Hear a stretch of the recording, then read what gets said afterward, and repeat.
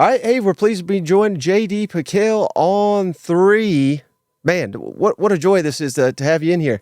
Glad to make it happen, man. I've enjoyed your work from afar for a long time, and obviously paths crossed on SEC Media Days. So this is a privilege for me, and I'm glad to be in here with you, brother. Yeah, I honestly say this. I think I've told you this before, but we interviewed like 50 people. You were like the nicest guy at SEC Media Days. So I thought that meant a lot to me. I have to ask you this, though. I'm not trying to like burn a bridge. I'm sucking up to you already. But since my girlfriend drugged me to the Barbie movie. It was horrible? Why? What was it like working with Margot Robbie? So I never even saw it. And that's not me saying that to like try and save face like, oh, I never saw that. I mean, like I went and saw Oppenheimer, heard good things about Barbie, did not see that. But that in itself is a high compliment. You can skip it. So it's all right. Trust me. It was for the ladies. You know what I mean? Okay. Yeah, that's fine. That's fine. No, but hey, I'm very curious. When I get people in here, I love to talk about their journey because we can sit here and talk about, what's Kalen DeBoer going to do, Alabama's depth chart. Like, we could have that conversation anytime. So just having people in here, I'm fascinated because everybody, it seems like in this media landscape, their journey to where they are is completely different. And I think I came across you, I can't remember when it was, but it was years ago. I found your YouTube channel where you were basically breaking down, like, I think guys that had just commit or things like that. You were just X's and O's guy. Yeah. And not long after that, Shannon Terry's like, we just hired a guy. This guy's awesome. And I was like, I already know, man, because he's blowing up on YouTube. So I know you went to Cornell, right? Yeah. Andy Bernard style? Andy Bernard style, man. That was my roommate all 4 years. I went to Cornell. You ever heard of it? I graduated in 4 years. I never studied once. I was drunk the whole time, and I sang in the a cappella group, Here Comes Treble. Yeah, so I was fortunate enough to have my admission supporter there to play football. Yeah. So otherwise, I had no business getting in, but played football there. And then, funny enough, had a medical redshirt year where I had 1 more year to play football. And the whole thing with that conference is like, you don't get to play as a grad student. So like my options were unenroll and graduate late and find something to do for a whole semester, which would have just been not ideal in Ithaca, New York. So graduated on time and had 1 more year to go play ball and walked on at Baylor. Oh, really? And so walked on at Baylor, was there for the whole summer.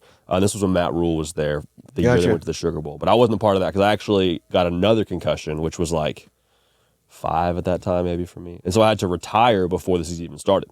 So I'm like, all right, I'm in Waco, Texas. I'm doing grad school, but I wasn't really super into, graduate school. I was just there to play football. And so that was kind of a weird part in my story, but that's kind of how I ended up getting into sports media was there was a fan site there called Sick on 365. Mm-hmm. And the SID at the time at Baylor, Taylor Bryan, asked me, hey, what do you want to do when you finish, playing football? I said, I'd love to do sports media. I don't have any background in that. I just love football, love college football, and like that would be awesome. So someone from Sick'em 365, Colt Barber, reached out to me and said, hey, got your name from Taylor. We want to come by and do a post game one of these days. I was like, heck yeah, are you kidding me? Like, you're letting me on camera? Yeah, that's awesome. So that's kind of what the start was for me. And nice. So it's been fun ever since. Were you just like the natural at it, or did you have to? Because you come across so smooth on it's like so seamless. And now I love seeing you all the time now on Paul Feinbaum's show, like getting bigger and bigger and bigger. You guys are killing it on. It's clear On3 is making a big push on YouTube, and you're a huge part of that. So I mean, was it something you kind of had to learn to do, or you were natural at it? Definitely not natural at it. No, I mean, it was one of those things that, I'm sure you could attest, like the more you do anything, you get better at it. And I'm awful. So No, stop that. No, man. No, I think one of the hardest parts, I think for me was having to make myself sit down and watch myself. Like that was, that's tough. Like watching bad game film, you're like, man, I don't know if I want to go watch that game again. But being able to do that and force yourself to do that enough times, you kind of get to see some of your blind spots. And so, yeah, I've been fortunate enough to have people that have allowed me and equipped me to get reps at it. And I've been able to. That's the main reason I like live shows, because I don't have to go back and edit it. There you go. There you go, man. And there's no substitute for live reps either. Like, that's a whole other beast in itself. So, yeah, a lot of pros. Yeah, I've gotten in trouble a couple of times drinking during a live show. I do not recommend that to those listening. Do not drink on a live show. You got to be a real pro to handle yourself on something like that. You know what?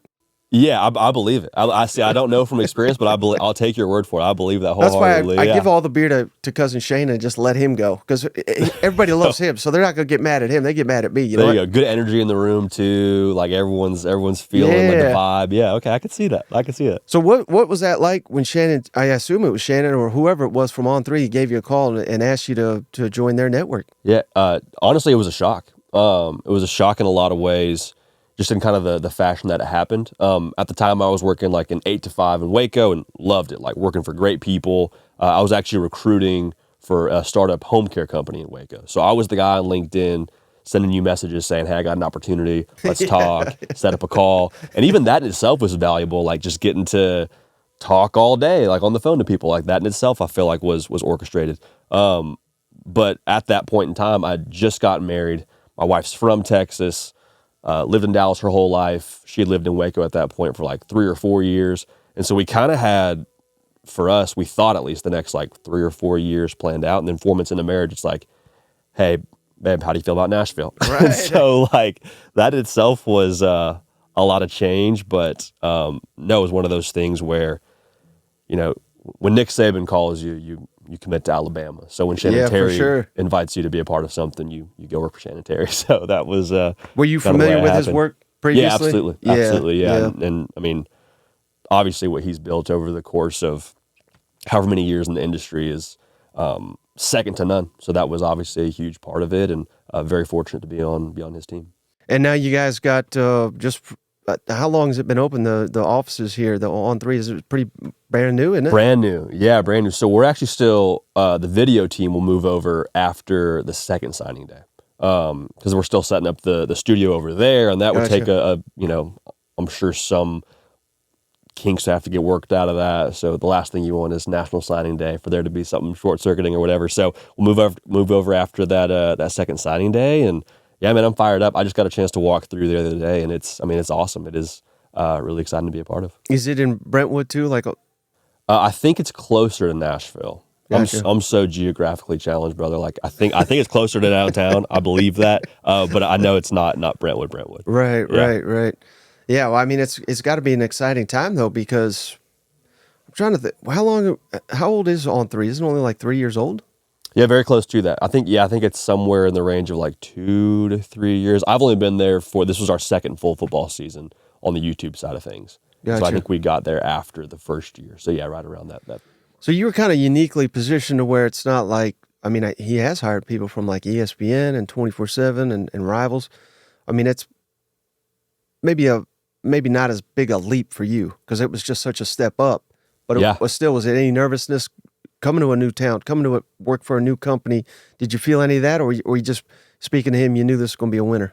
Yeah, I don't think there was so much concern for me about On3 being a winner. Like, you're just trying to do your part, you know? You're trying to, it's like when you got a bunch of teammates and coaches that are just pros at what they do. You're like, all right, man, I gotta do my part here. Like, you got people trusting you to do your job, and you want to do it to the best of your ability and have great success and all those things, get the results. So I think there was obviously, and still is, like, pressure to bring our best every time, we step into the office or we hit record on a video. But I think I was just grateful to have so many good people around me that had been successful and that were pros in their space that, raises your level of play, and you feel like you have, great people around you giving you great advice. So very fortunate in that respect. And then how's it work now? Are you in the studio doing all your video content? Because I think it was, I could be wrong. You correct me if I'm wrong, but I think it was last Friday night when like Caleb Downs went to Ohio State, and it was like, I can't remember what time, but I think it was like 7:30, 8 o'clock, and then it's like 5 minutes later,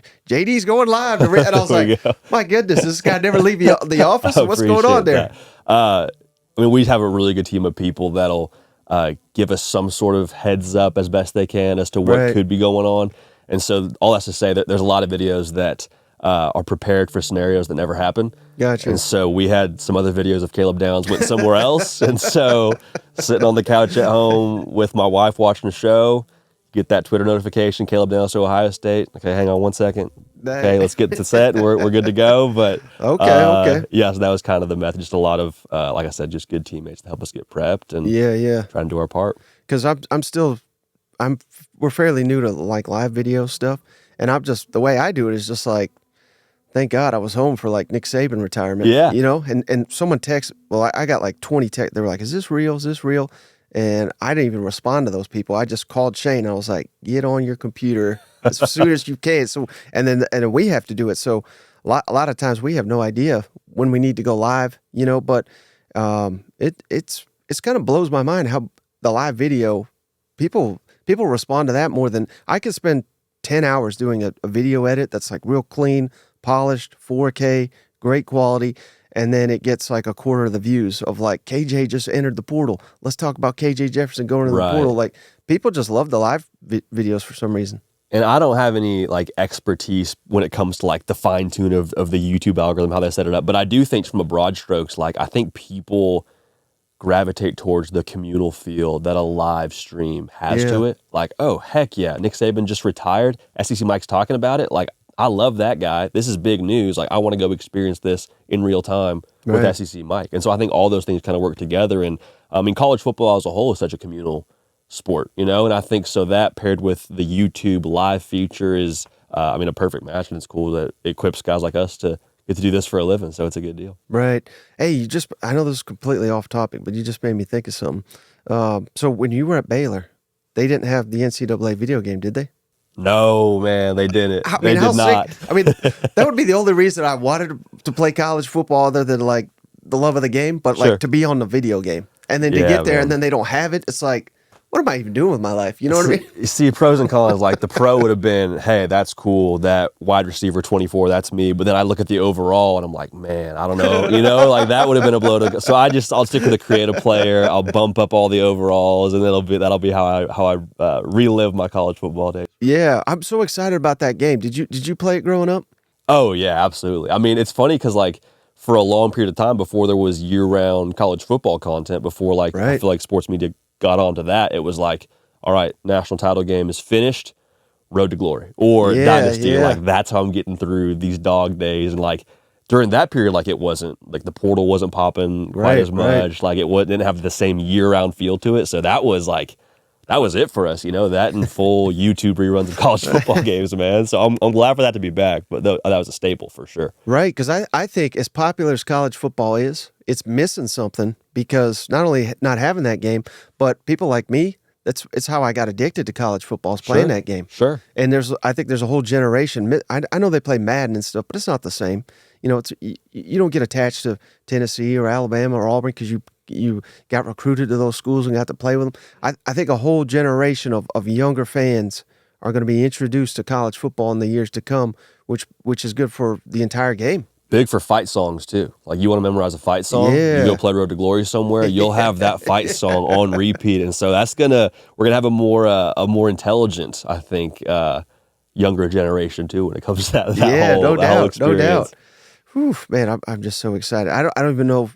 I don't know if any shows will get done after that game. That's my only concern is how I'll have to allocate just like an hour a day because the rest of the time it'll be right near the season. There won't be time to play a game, but I guess I just won't sleep. Maybe it's a live stream. Maybe that's content. Maybe it's just like, hey, come play the game with me. SEC Mike is on there right now. Like, let's roll. You know? Yeah. That could be something. That's an idea right there. Yeah.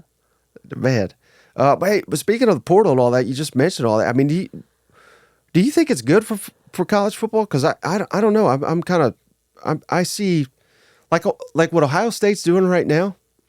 I think that's kind of good, but at the same time, it's Ohio State. Right. Like they're supposed to be good anyway. But then I look at Ole Miss, I look at Missouri, and there's many others. But if I'm a Missouri fan, if I'm an Ole Miss fan, I love the portal. Yeah. I love NIL, and I feel like if I don't even know they intended it to be that way.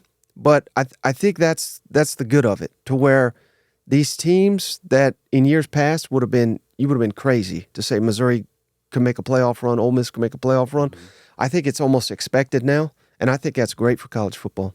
Yeah, I think the portal in itself is just like kind of like anything. Like you can overuse something, you can use something in a negative way, and you know people talk about the negatives of the portal and NIL and guys not having a place to play if they overuse the portal, but I really do think at the end of the day, just what you were saying, like if you use a tool correctly, like you can change the entire landscape of college football, especially with this 12-team playoff. Like you drop 2 games, you're still probably in that 12-team dance if you're in the SEC or the Big Ten. So I think the postseason component of it that we're going to get is going to be phenomenal. And also, I think we're going to get tremendous national title games. Like, to have to go through a 12-team playoff and to be able to tinker with your roster every single year, like, we're going to see, I think, some really, really good matchups when it comes to that January, late December. What's your thoughts on specifically Kiffin and how he's doing it? Because it is so unique, and I feel like people have been waiting for it to fail.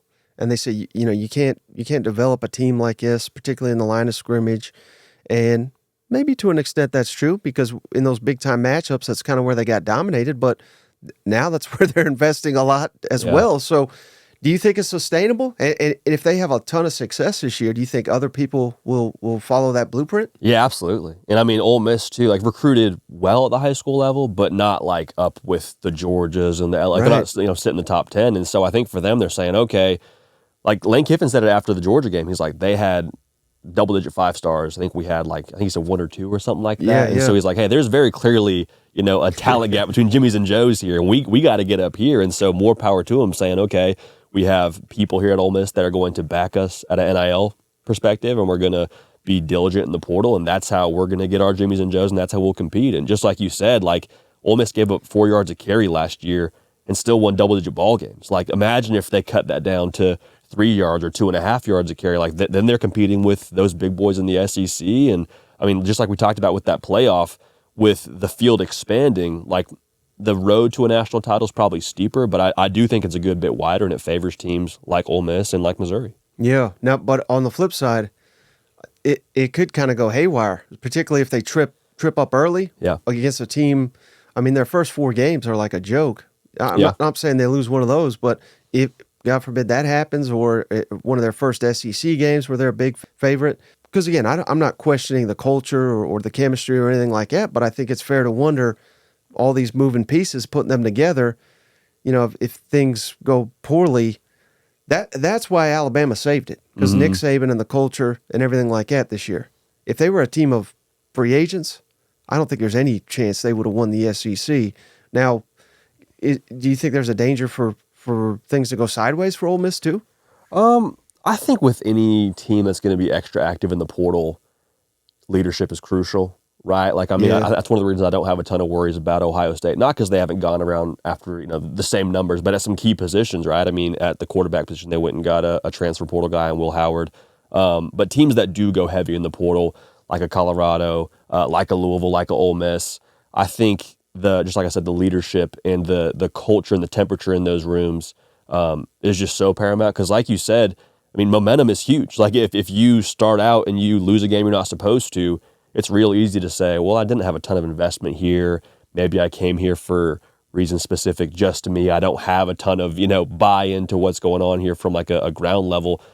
Maybe I'm just, maybe I'm just going to do my own thing until we finish the season, then I'll go pro. Or maybe I'll go play somewhere else by nature of what the portal has right now. So that was something that I'm curious about with Ole Miss for sure. But I mean, Colorado was a great example of that. Now, I don't pretend to know exactly what the culture is there, but they start out 3-0. They're the big story, and they drop that first game, and they dropped another game, and you kind of felt like, from the outside looking in, you felt like, I wonder how much real buy-in there is there. Now, again, I don't know that to be true or untrue, but I think it's a fair question to ask for a lot of these portal teams. Yeah. Do you think? Let's say Colorado, who knows what they do this year, but let's say they win like 10 games or something. And that'd be something. Hey, that'd be good for everybody. Right. Well, not the haters. For a lot of somebody. Not the Deion haters. Yes. But yes. Kind of, if they have a great season and they continue that momentum, do you think he'll stay there, or do you think he comes to the SEC?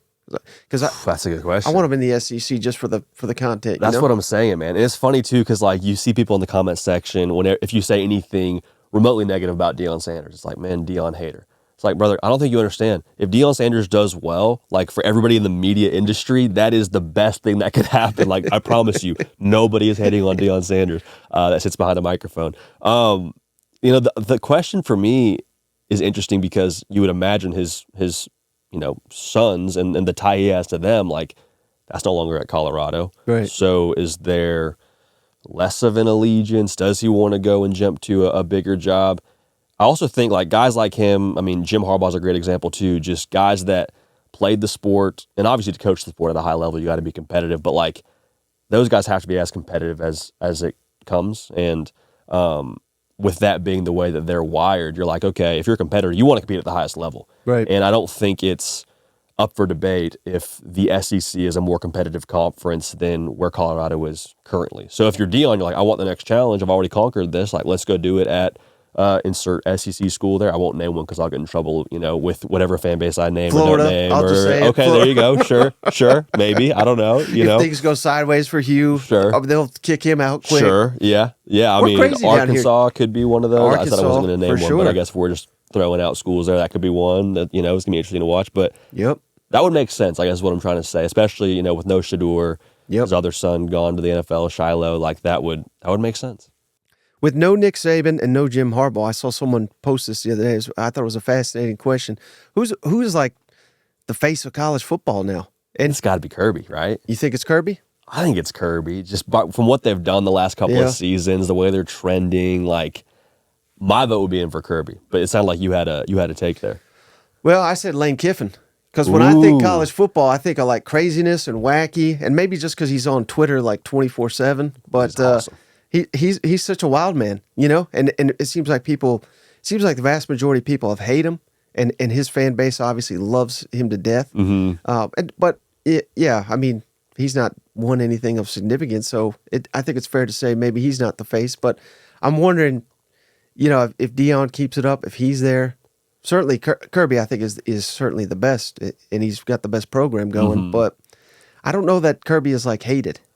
Yeah, I mean, from a brand power perspective, like Deion and Lane Kiffin, in terms of just like people, if you were to show them a picture, like, this guy, like, yeah, maybe I've seen him before. Deion Sanders for sure. Like, I mean, I was walking around the Dallas, I forget what mall it was. I was in Dallas for Christmas. My wife's family was in Dallas.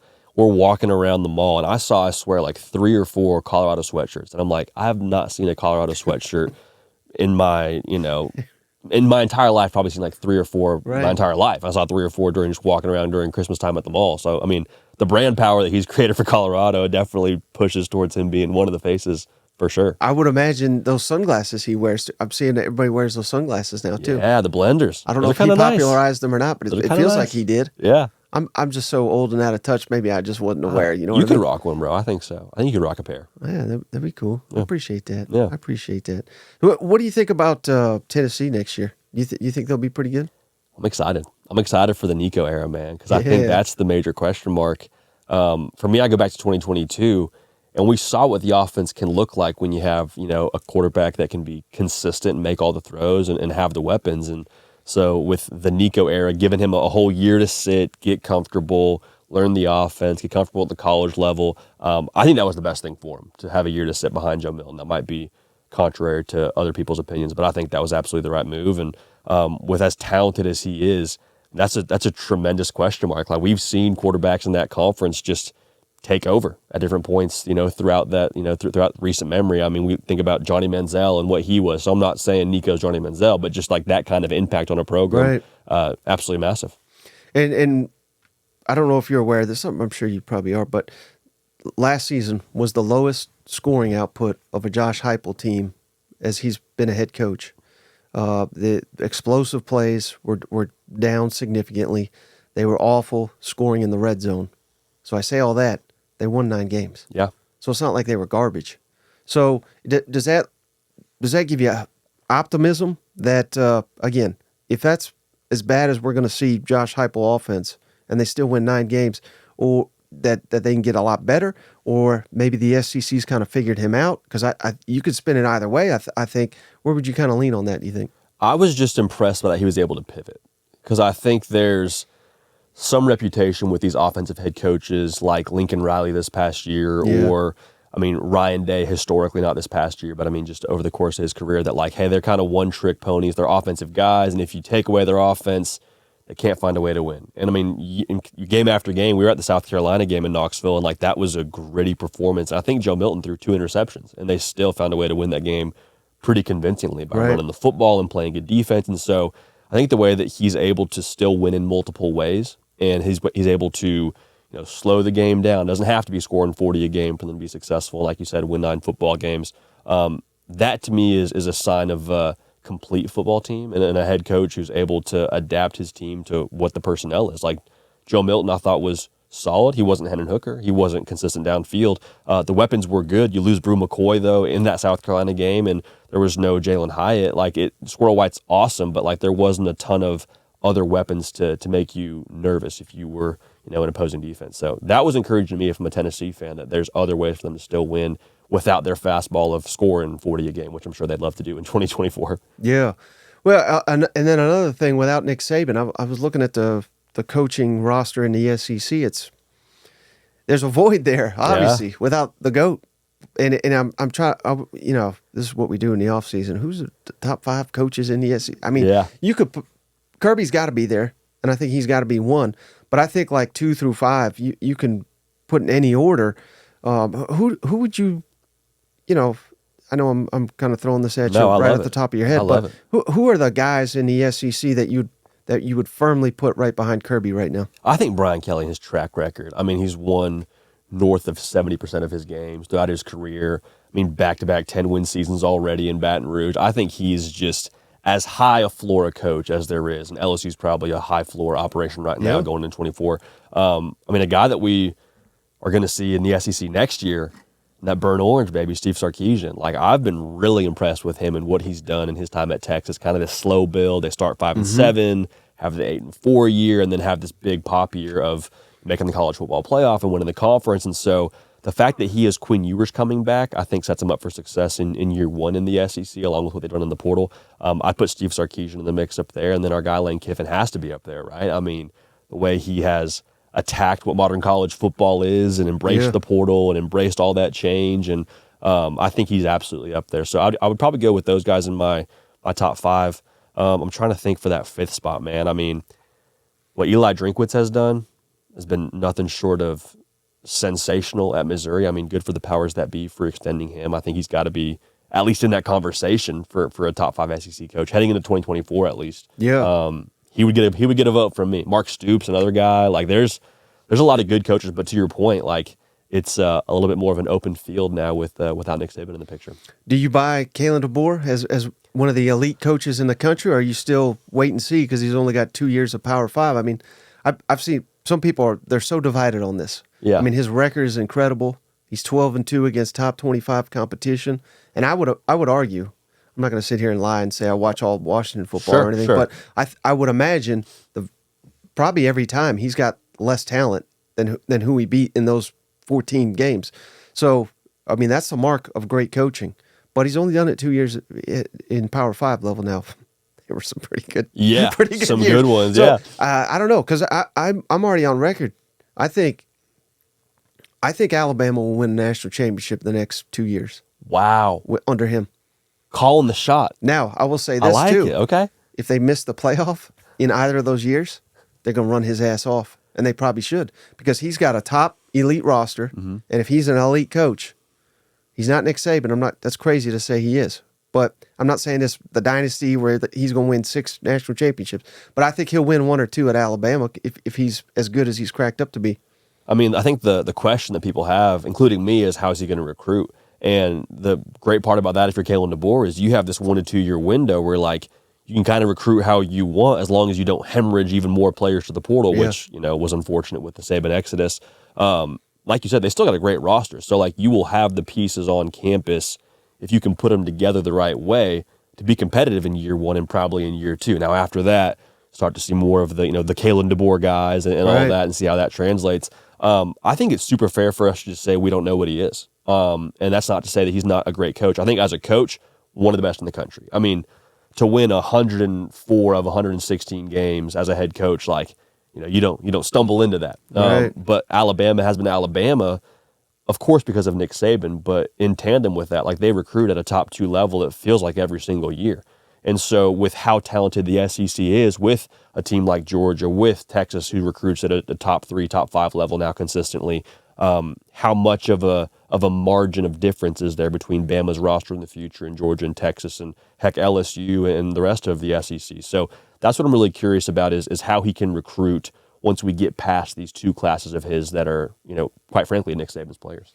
Yeah, that's why he better win big right out the gate. Time is now, baby. Because I'm more confident in that than I am in him being there in 5 years. Just because what you said. Okay. Just because I think Nick Saban's. I think Kirby's the best recruiter in the country, and I think he has been for a couple years. But Nick Saban, I think he's the best of all time, and that's why he was the greatest coach too. And I mean, it's tough because we're talking about, Georgia wasn't even in the college football playoff this year. Now in an expanded format, obviously they're in there. Right. LSU obviously always recruits well, but I guess all that's to say, you can recruit in the top 10 level, and that still isn't good enough to win you the SEC. So, how well does he have to recruit to be able to ultimately bring home hardware like that and make runs in this 12-team format? I'm curious to see. Yeah, and I think to that point, I think SEC fans, I think they're going to be more wanting playoff berths than SEC championships. Yeah, that's not an unreasonable take at all. Because I guarantee you, there's going to be champions that don't win the SEC that win the national championship in this 12 format. Yeah. So I think that's how we're going to be judged, or judging our coaches, and half the league thinks they are playoff worthy, and they will not be. You know what I mean? Yeah, I mean, we saw it in the 4-team format when Georgia's losing in Atlanta, and then they go win the national championship and they beat Alabama. You're like, all right, hey, that's going to get expanded just like you said with this 12-team format. And adding Texas and Oklahoma, of course, two fan bases that they expect to be there. Yeah. You know what I mean? And then it's fair for Texas now, because I think a lot of people were saying, well, Texas, they always think they deserve this or that. Like, that was kind of the outside perception. Yeah. I mean, based on what they did this past season, I don't think anybody's saying Texas shouldn't expect to be in that playoff field and have a chance to go win the whole thing. And how crazy is it? They're probably going to have, not in the upcoming draft, but the following one, a first-round pick at quarterback, maybe the top overall pick. I don't know. Yeah. And then I think the fans are going to be like, the next quarterback's even better. Yeah. Because we all know who it's Arch Manning. So, I mean, it's good luck with that. You know what I mean? But the expectations are not going anywhere in Austin. You know what? Did that surprise you at all? That and I have no idea, but I have heard, and I think it's 100% true, that Sarkisian was coaching and waiting when he was Alabama offensive coordinator. So they probably vetted, or at least asked him if he wanted the job. Yeah. And I don't think he gave it much of a consideration. Does that surprise you? Because I mean, I think Texas is obviously an elite job too. Yeah, I mean, I think especially with the expanded format, with Texas having just beaten Alabama the year before, I think it'd be malpractice to not call Steve Sarkisian though. If you're the powers that be at Bama, you got to at least give him a call, right? See if he's interested. I was curious how much allegiance he felt to Tuscaloosa with how long he was there, or not how long he was there, but with what he accomplished under Nick Saban and taking a chance on him after everything kind of went left. But no, I think just the resources, the fact that he's got Texas up and running, the way they're recruiting, I think at this point in time in college football, where Steve Sarkisian has Texas, everything he wants to accomplish, he is well within striking distance of accomplishing. And at Alabama, he could do the same thing, but you kind of built it to a point that you've worked to build it to if you're Steve Sarkisian, and now they're at a chance to kind of reap the rewards of their labor. So I think it makes sense. But again, I would have to believe if you're Alabama, you got to at least shoot him a text message, give him a little, you up? maybe DM him on Twitter, hey, what's going on here? That would be malpractice to not do that, It really bugs me when I hear people say, well, who would want to follow Nick Saban? That's an impossible, yada, yada, yada. These guys are not wired this way. No. I would imagine Kalen DeBoer, when he got that call, he said, I'll probably taking Washington as far as I'll ever take him to the freaking national championship, and came up just short. Now, could he have done it again? Maybe, but it goes back to what I said. He's inheriting a roster with defections and all that is worthy of winning the national championship now. And that's why these guys get into this. And that's why I think Sark, not because he didn't want to be the guy that replaced Saban, but he's already got it established at Texas. Yeah. And there wouldn't be that, we got to install the offense. We got to find our quarterback. He's already got all that made. So that's why I think it made sense for Sarkisian to just be happy where he's at, because he's at a place that can win it all. But one place where they can win it all, which they are far from doing. I want to ask you about Florida and Gainesville. Yeah. Do you know Brad Powers, Las Vegas handicapper? I don't, no. I posted something the other day. I was kind of projecting the over-under for the Gators next year, and I said, I think the over-under, they'll set the line at 6. Okay, yeah. And that's not me saying I think they're going to win 6 games or anything like that. I think that's when the Vegas lines come out, I think that's what they're going to have Florida at 6, over-under. And he said, so he's a professional handicapper. He's been doing it for 15 years. And what those guys do is they analyze schedules and things like that. He said, this is the hardest schedule I've ever seen in 15 years of being a Las Vegas handicapper, is what the Florida Gators. And he says, if the Gators are a top 20 team, which they would go 6-6 given that schedule. And I think we all know Florida is probably not a top 20 team right now. Sure, they could be at the end of the year. Yeah. But they're not. They're not going to be that in the preseason. No. For what that's worth.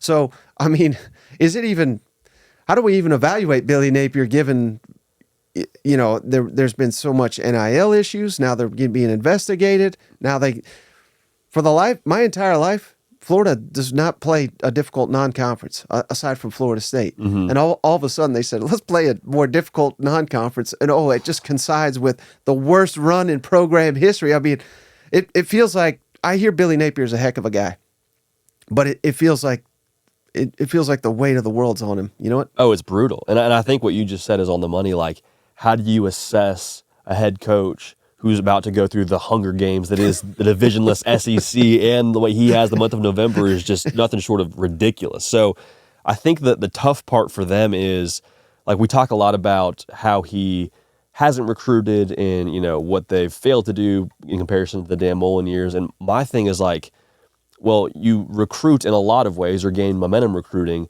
by on-field success. Well, your on-field success is in a lot of ways by nature of what you have on your roster. What was on the roster before was what Dan Mullen left you on the roster. Right. And so we're kind of like trying to assess him based on what he's done since he got there, but there's just more pieces to it. So I think the context of it all is so important. And from a macro level, we look at this thing and say, oh, well, he's 5-7, must not be a very good coach. And you go back and look at the season, and it's like, if Missouri, and this is a bunch of if and woulda, shoulda, coulda, so that's totally fair to just dismiss it, but like, if they hold Missouri on 4th down and win that football game, if they hit that 44-yarder against Arkansas, win that football game. And the expectation last year for them in Vegas was 5.5 wins. So if they win 7, we're looking at Florida as making a 1-win improvement and as a team that did better than they were supposed to do in the preseason. So I think those plays kind of have changed the macro view of Florida. But, I mean, I look at Florida and things that, you can attribute to coaching, and I'm like, Graham Mertz, night and day from Wisconsin to what he was last year at Florida. I think that's a coaching thing. Eugene Wilson being a focal point of that offense and involving as much as they did as a true freshman. I mean, I think you tip your hat to coaching there. Coming back from 10 down against South Carolina, like you play for a guy like Billy Napier, I think that's coaching. So it's so tough to sit here and say, well, yes, you're missing the mark, but also looking at all of these pieces that work, to make the final product, to make the story. I think it's unfortunate the hand that he's dealing with right now, but if they can find a way to win 8 games, which would mean they're 6-1 heading into November, I think that'd be enough to give him another year, which I hope he does it. I think he's a great coach.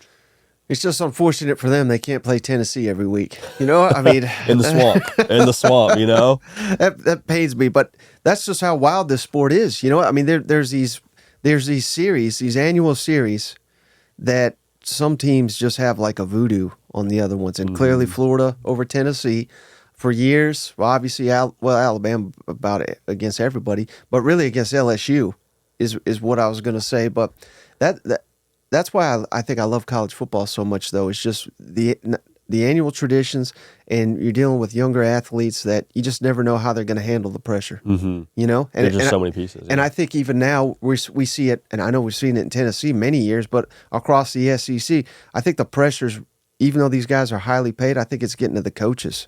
And you see that more and more often.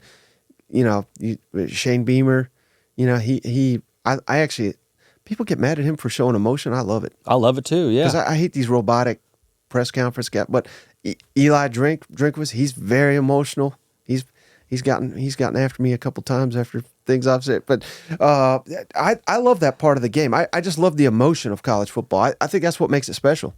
I 1,000% agree, and I think that's something you don't always get in other sports. Not that they don't show emotion, but like college football is going back to the communal part of it, there's so much more of a tie from a fan base level, I think, like having gone to a school and wearing that sweatshirt every Saturday and, have that allegiance there. I think that's a different kind of tie. And just like you said, the traditions, the rivalries, the pageantry, all those things, make for the greatest regular season in sports. And, the emotion obviously plays a massive part in that. And it's fun for guys like us to be able to be a part of it in some small fashion. Yeah. So with Texas and Oklahoma coming in, how do you think they'll fit into the conference? Because we're already starting to see it.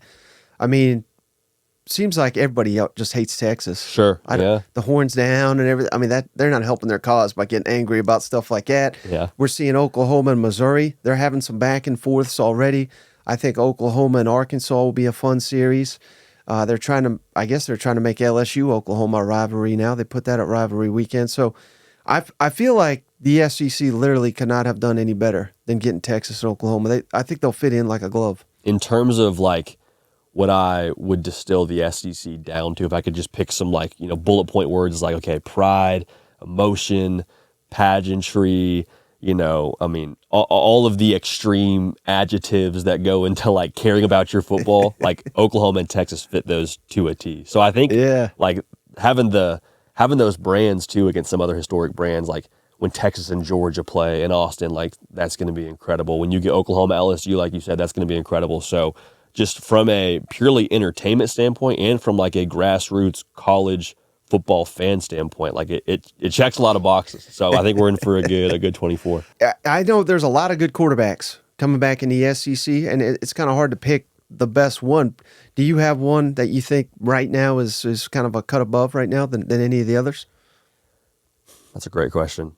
I think Quinn Ewers, if you were to line him up for a pro day, probably impresses the most. Mm-hmm. I think Carson Beck's going to be awesome, man. I think Carson Beck, by nature of what he did last year, in his first year as the guy, he gets another year with Mike Bobo. Mm-hmm. They went and got him some weapons in Colby Young and Lennon Humphreys and Trevor Etienne. Like, I think the idea that he could get even better from last year to this upcoming year is terrifying. You pair that with the fact that Kirby Smart's, involved with the defense there with Glenn Schumann, like that's a tremendous combo. And so I'm excited to see what he does his second year as a starter. They don't ask him to do quite as much throwing the ball downfield as they do Quinn Ewers in that offense, but I think those two guys are probably my 1A and 1B in that conference. And then just entertainment value, man, like Mr. Let Brady Cook at Missouri, bro. He's talking about emotion and fire. Like he's a guy that's like, man, if I'm an offensive lineman for that guy, like I'm gonna throw an extra block after the whistle because 12 throwing the football, And then obviously Nico too. Like there's a lot of quarterbacks that get exciting. So yeah, and I'm fascinated to see what Milroe looks like in DeBoer's system if he wins that job, because people are out on him. I think they're crazy. I think he's awesome. I think Connor Wigman doesn't get talked about enough in Colin Klein's system. I'm fascinated to see that. Jackson Arnold. Yeah. I think he's got big time potential. There's a lot of good quarterback. South Carolina fans they're killing me over Sellers about they're top 5 quarterback. I'm like, whoa, let's watch him a little bit before we get. Does, but I hope for their sake that he does, because that would make South Carolina a fun little team to watch too. You know what? Oh, I mean Shane Beamer and him, like Shane Beamer having some momentum too. Like remember how fun that was in 2022 when we all took that ride of like, man. It's Gamecock October. Like they just for whatever reason catch fire in that month. At least a season ago they did, or 2 seasons ago.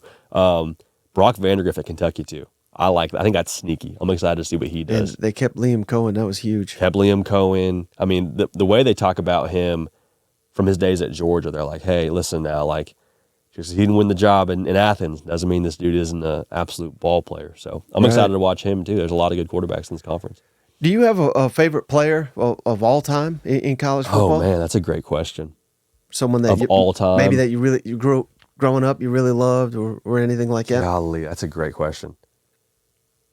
Tebow was just so iconic. Like Tebow's got to be up there. Have you had a chance to meet him in person? I have not. Have you? I mean, I've like bumped into him a couple. I'm like intimidated, but he's massive. Matt, and super nice. Like he said hello to me a couple times. I'm like, what's up, Tim? Yeah, there you go. There you go. I don't think he's got no clue who I am, but I'm very intimidated by him. But he's up there. Johnny Manziel for me too. Dude is up there. Cam Newton, McCaffrey for me was awesome. Like I played against him in high school. for like a 7-on-7 tournament. So seeing him then and then seeing him, what he's doing now, you're like, that was the same guy from Valor Christian in Colorado, that little, that school. And yeah. you don't think Colorado and think, wow, impressive high school football. Not there's not some dudes that come out of there, but like, and to see what he's doing now in the league and what he did at the collegiate level, like, was just a road to glory mode in itself, what he did at Stanford. Yeah.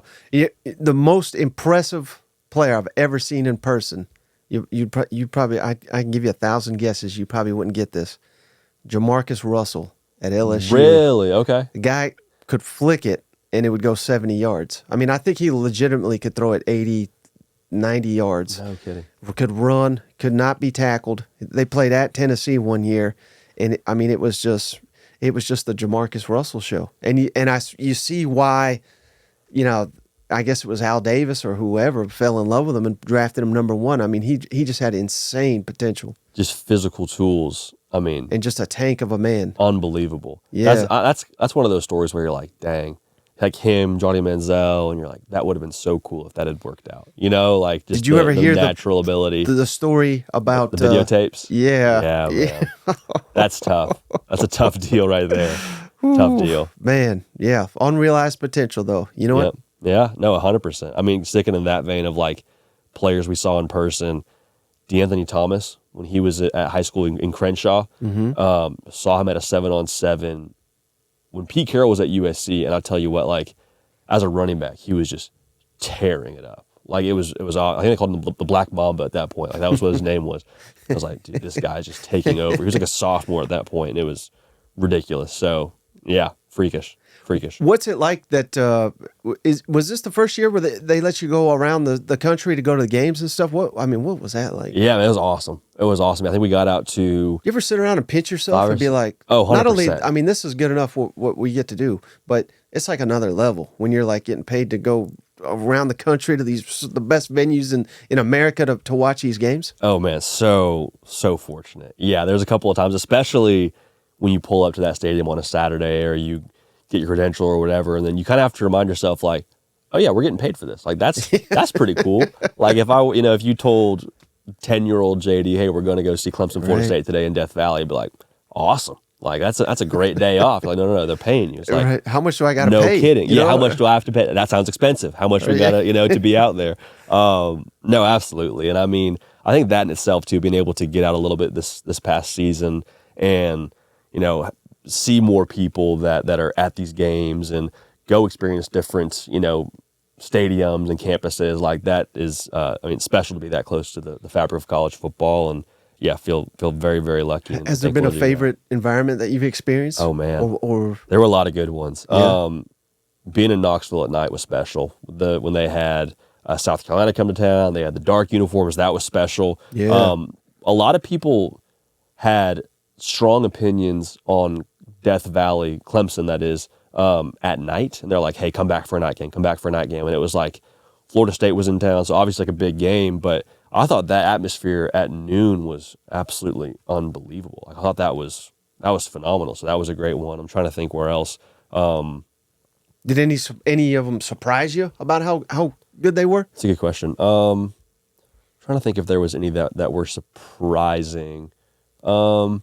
I think Ohio State, every time you go there, because you hear, I think there's like so many places that have a reputation of, hey, just so you know, if it's not this game, don't get your hopes up too much. But I mean, we were there for the Penn State game. That place was rocking. Like, it filled up early, and I guess it's still a big game, but you hear a lot of like, hey, if it's not Michigan, don't expect a lot. But I thought Ohio State was tremendous in every sense of the word. Are there any stadiums that you haven't gone to yet that are like on your bucket list? I think Autzen in Eugene would be incredible. Like, I mean, that's a ways out there, but that's the loudest stadium I've ever been to. No kidding. Has you been? Yeah. Okay, which game were you there for? I guess it would have been 2013 Tennessee played up there. Okay, that's right. I remember that. I remember that. We were only like 5 rows up, so I mean, we were perfect seats, and it's not big. It's like 50, 60,000. I mean, they pack that place out, right? And it's built into the ground. It's so weird. The acoustics, it traps the sound. I had a splitting headache the whole time. Oh, I bet. Yeah, I bet. That was the Mariota game, correct? Was Mariota there, or was that? Yeah, Tennessee jumped out to like a 3-0 lead, and I was talking trash to all the people, and the final score was like 63-10. Okay, I remember that. Yeah, I remember. Okay, hey. But those fans too were great. I think because they knew they were going to kill Tennessee, so they were like, there was no bad blood. Sure. They all said the same thing. They were like, as long as you're not a Washington fan, we like you. I didn't even know that was a rivalry. I was like, oh yeah. Now yeah. I know. Like, don't bring up Washington and Oregon. You know what? Yeah, they are not fans of each other, to say the least. Death Valley, Baton Rouge. Ooh. Have you been there? Oh yeah. Haven't been there. It's on the bucket list. I feel like that's always people's like top school or top campus. I've only been there stadium. one time. It was a night game, thankfully, and it was Ole Miss, Hugh Freeze. I think they were undefeated because they were like, it was a top 5 showdown, and it was an ugly game. I think the final score was like 10-7.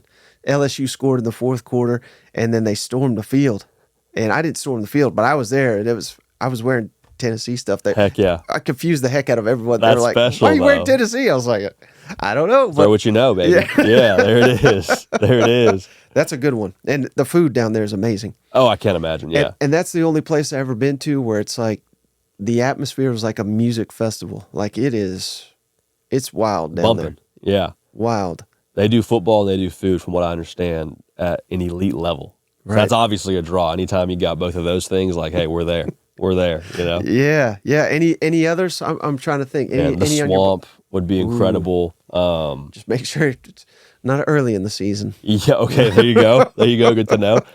Nebraska. I mean, that's one of those Big Ten campuses and Big Ten stadiums that I feel like is just historic in every sense. And I mean, the way that fan base, man, the way that they love their team, regardless of how they're doing, like, I mean, cool. I admire the heck out of that. And then obviously having, some ties to that staff that's there now is obviously a draw too. I mean, I believe in Matt Rule and what he's building there. So those, I mean, that list, I think, is probably not all encompassing, but some of the ones that come to mind when you ask that question for sure. Yeah.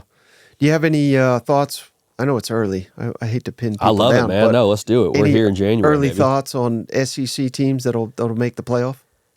Oh gosh. So I did a post-Saban retirement, post-transfer portal top 12, and I think within that top 5 I had like 3 SEC teams because you count Texas now too. So I mean, Right. I think Georgia will have to be in there. Obviously, I think Texas will be in there. I think Ole Miss. I think this is the year where they're at least in the dance. Trying to think who else that I feel really confident in besides. I mean, I think LSU, as long as Brian Kelly's the head coach, you feel like the floor is pretty high there. I'm trying to think who else. Those 4 I would feel pretty confident today, saying if I had to, put money down on 4 teams, those are probably the 4 I'd roll with. Alabama was in there at 7 for me. I'm just so wait and see on Kalen DeBoer. Yeah. I think they'll be great. I think the variance is just so high with a new staff and all the guys they lost through the portal. Like there's so it could be tremendous, or it could also swing the other way, and you could have some real problems. And real problems in Tuscaloosa looks a lot like 8-4, 9-3, which for most places, like we're talking a few moments ago about, hey, if Florida goes 8-4, Billy Napier's keeping his job, So Right. I'm excited to see what Bama is, though. That's going to be a lot of fun to watch. Are there any games that really stand out to you? Because there's a couple, like Georgia at Texas. Yeah. I mean, that's going to be insane. Georgia at Bama. That's going to be good. The first SEC game next year for Oklahoma and Tennessee is Tennessee at Oklahoma. Josh Heupel reunion. There we go. That's going to be pretty hype. But the one game that I have circled over all others is Texas at Texas A&M. Ooh, yeah, okay, that was the one. I thought you were going to say something else right there, but Texas A&M. I mean, that was taken from us all, and I've never even lived in Texas. I didn't go to Texas. I didn't go to Texas A&M, but I feel like I was robbed that as a college football junkie for years, and all we got is years and years of Twitter fights, and this coach saying, "Oh, we'll play the game," and that coach saying, "Well, we're open to the game," and yada yada. It's just been nothing but junk, and now we finally get it back on the field. I more than any, that's a game that I'm excited about. The fact that A&M has a line about Texas in their war hymn, singing "Varsity's horn sawed off," and we didn't get that game is nothing but treason. And so the fact that we get it now is going to be awesome. I remember when the news broke, I was living in Texas, about, Texas going to the SEC, Oklahoma's going to the SEC, and immediately, like, the conversation shifted to, oh, then we get A&M and Texas back. Like that's going to be. And so I was working with somebody who was our producer at Sick 365, Jack McKenzie, and he's like, it's probably 3 or 4 years away, but I need to apply right now for a credential for that game. I need to be in the building when that game happens. So I hope that happens for him, and I hope for both of our sake. I hope we end up finding a way there somehow. Yeah, I mean, I want Johnny Manziel there, Vince Young. Like, it needs to be a trash talking, so much fun. McConaughey, let him come in there. Yeah. There's got to be famous Texas A&M grads I can't think of. But what are your thoughts on this? Because when that came about, obviously the SEC needed to figure out, are we going to 9-game conference schedule? Mm-hmm. And I've been a 9-game guy forever because I want Texas and Texas A&M annually. I want Auburn, Georgia. I want Tennessee, Bama.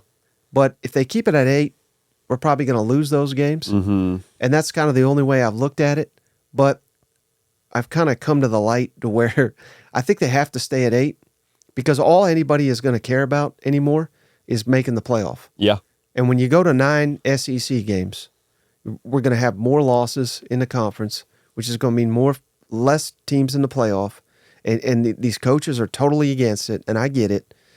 Not that I sit and cry for millionaires or anything like that, but I get why they're against it. Do you have any strong feelings one way or another? Because, again, if we stay at 8, we're going to lose Alabama, Tennessee annually. We're probably going to lose Texas A&M annually, which is like crazy. Yeah. I don't know how they're going to do it, but taking those things into consideration, do you think they should go to 9 or stay at 8? As a college football fan, I'm like, let's go to 9. For the same reason you just said, like, I want to see these historic matchups. I want that as consistent as possible. Like, let's do that. But to what you just said about the whole playoff format, I think it's wise for them to say, okay, we're going to see how this first year goes. You know, this 2024 year is kind of a stopgap. We'll let y'all figure out the playoff and how you want to treat that and kind of get a little bit of a dip the toe in the water and see how they assess that 12-team playoff. And then if it becomes a thing where, hey, we can do nine conference games and still have the teams that are the best 12 into this college football playoff from our conference. Okay, great. We'll roll forward with that. And I think that's probably a fair way to go about it. But like, yeah, selfishly as a viewer, I'd love to see 9. Like, I think that would be awesome. But again, what I want as a viewer and what's best for college football, sometimes those don't always line up exactly right. But yeah, that'll be fun. Hopefully we get it figured out. So, I mean, I have no doubt Texas and Oklahoma, they're going to fit. It's going to work. It's going to be fantastic.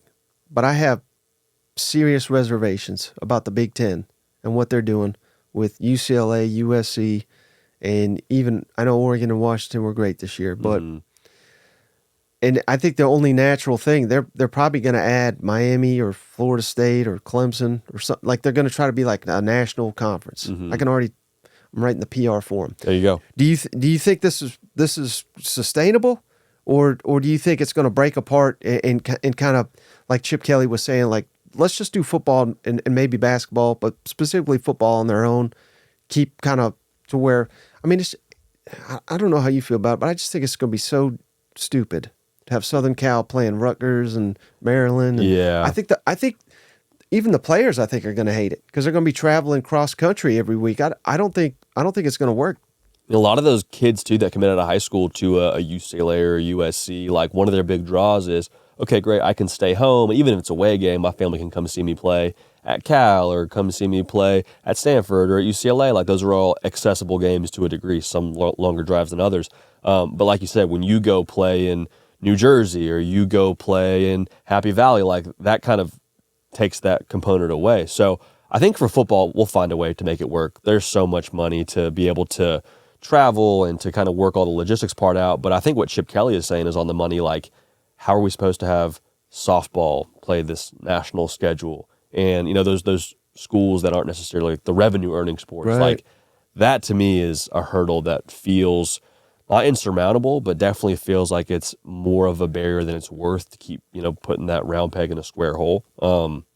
Now, again, from a football perspective, I'm like, USC, Michigan, yeah. Oregon, Ohio State, let's do that every year. But like, from a common sense standpoint, we're like, okay, guys, we can't have our cake and eat it too, right? That doesn't make any sense. So, pros and cons. Last thing, I know you're not a big hot take artist.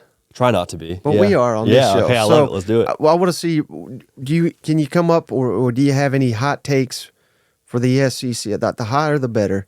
And it could just be, I'm not asking you to pick Vanderbilt to win the national championship, but maybe some team that could come out of the blue and win 10 games like Missouri did, or maybe I mean, as good as Jaden Daniels was at times, I mean, I don't think anybody would have thought he would have won the Heisman. No, yeah. I mean, LSU fans, some of them said, let's kick this over to Garrett Nussmeier. I saw what he did against Georgia. Mm-hmm. Remember that? I mean, that was a topic. So, anything that you're kind of leaning on early to be kind of hot take-ish that you feel strongly about? That's a great question. I'm trying to think if I can muster up something like notable for us here. I do think Auburn makes a jump. I think Peyton Thorne getting spring practice, or if they go to another guy in that post-spring portal, if that's something that they end up doing, I think Auburn really is in good position to take a jump. Really should have won 7 games last year without the New Mexico State black eye situation for them. Let's see, what else here? I'm really curious about Kentucky, man. I think Brock Vandagriff's going to be a player. Like, really? I don't have a ton of insight past what the good folks in Athens are telling us, which I trust wholeheartedly. But I really think just the way that Mark Stoops just continues to put out solid football teams year in and year out, like I think Kentucky's going to be one of those schools to watch. I think Jackson Dart's going to be in the Heisman conversation, if that's hot take enough for us here. I mean, I think the strides he made from year 1 to year 2 in that offense, having never been an RPO guy, and then leaping forward this past season, getting another year, getting Trey Harris back, getting Juice Wells through the portal. Like, I think they're going to be in a good spot. I think they've had so many portal additions, it's hard to keep track. But ridiculous. I think they've kind of overlooked Juice Wells.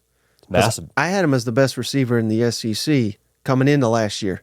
Of course, he got hurt and all that. But if he can reach that level again, or even come close to it, I mean, Ole Miss offense could be ridiculous. It'd be stupid. I mean, and Jackson Dart, too, what he does with his legs also, like, he'll put up numbers. And so if Ole Miss is kind of recreating what they did last year and even building on that, and then you pair it with the playoff, like, that's another thing, too. How does this Heisman conversation get impacted with an expanded playoff? Because before it was like, hey, you got to win your conference or you got to be in the playoff discussion. And then, of course, that wasn't Jaden Daniels last year, but, that was usually the criteria we were working with. Now with 12 teams making the playoff, can Ole Miss not win the SEC, but Jackson Dart have a chance to win the Heisman? I mean, I think he could be this year's Jaden Daniels, I guess is my thought there. I got you.